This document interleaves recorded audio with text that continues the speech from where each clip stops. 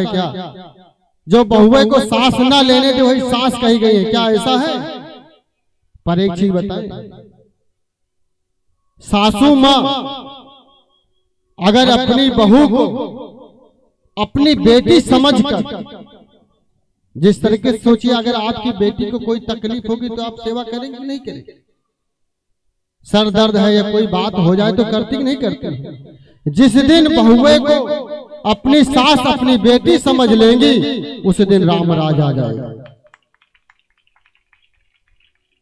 पर एक बात और है, जिस दिन बहुए अपनी सास को सास नहीं अपनी मां समझ लेंगे उस दिन भी राम राज आ जाएगा। पर ये तो तभी होगा जब एक दूसरे को, वो सोचती ना हम बोलेंगे ना वो बोलेंगे, पर ऐसा ये होना भी चाहिए। अगर ये हो जाएगा तो बड़ा आनंद आएगा।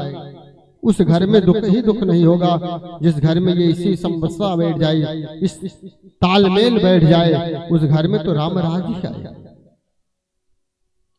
पर हम लोग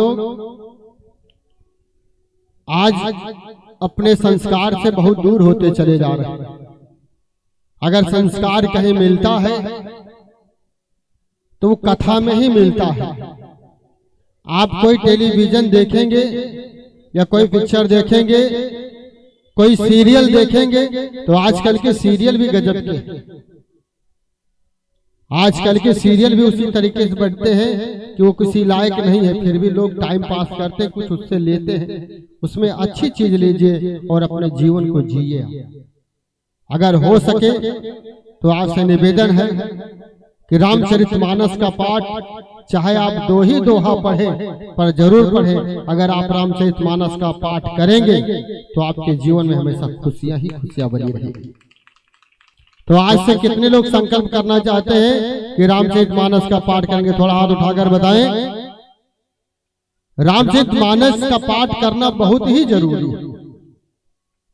भागवत कथा एक ऐसी कथा है कि जो हम लोग समझ नहीं पाएंगे। भगवान की कौन सी कथा आप समझिएगा? माखन चोरी, चित्त चोर,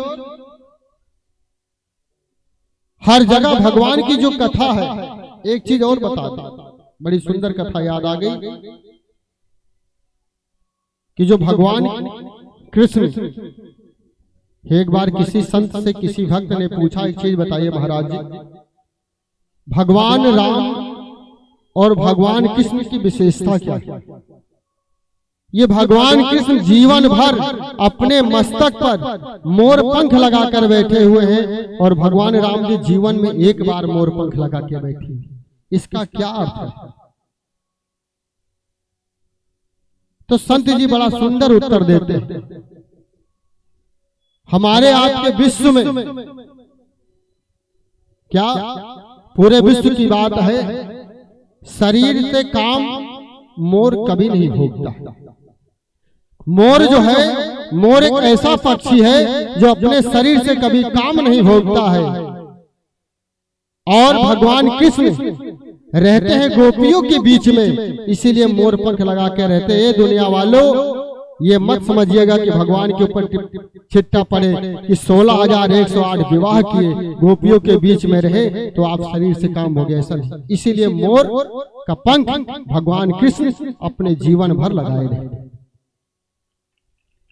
मोर एक ऐसा है जो शरीर से कभी काम नहीं भोगता।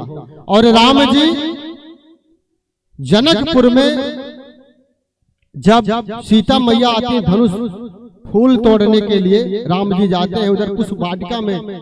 जब भगवान जाते हैं फूल तोड़ने के लिए और उसी वाटिका में किशोरी मैया आती है जब, तो वहां जीवन में एक बार मोर पंख लगाए थे। क्यों?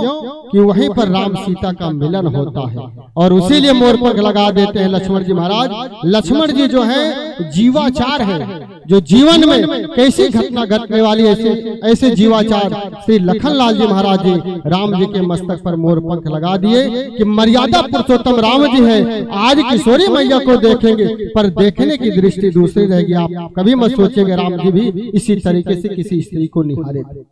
बोले सियावर रामचंद्र की। आइए, प्रसाद आ चुका है हमारे आपके बीच में, पर एक निवेदन है, प्रसाद बहुत गर्म है। बच्चे कहाँ चले गए? हाँ, अरे अभी आरती होगी, तब तक प्रसाद ठंडा कर लीजिए। आइए हम सभी लोग खड़े हो जाएं, भगवान की विश्राम आरती करें, प्रसाद लें तो अपने घर की तरफ बढ़े। चलें सभी लोग खड़े हो जाएं।